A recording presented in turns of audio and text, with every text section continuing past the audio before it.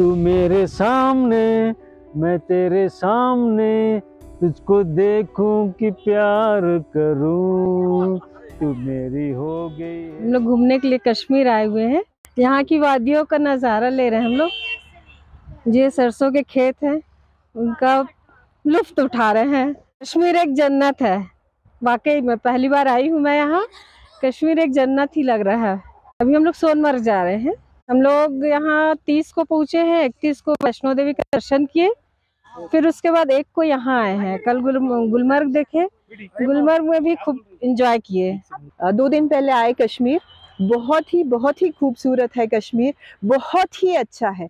और जो हमने सुन रखा था कि कश्मीर में मतलब थोड़ा डर है, टेररिज्म है, ऐसा कुछ भी नहीं है। We are enjoying it so much and people are so cooperative and supportive.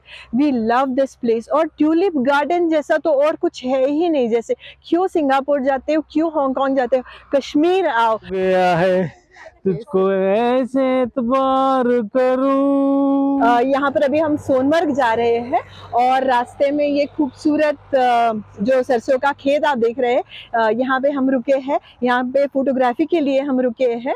It's beautiful. और यहाँ आके मुझे बहुत अच्छा लग रहा है, बहुत ज़्यादा अच्छा लग रहा है। यहाँ की इतनी खूबसूरत वादी है, यहाँ के लोग बहुत अच्छे हैं, सरल हैं, सच्चे हैं, बहुत हेल्पफुल हैं।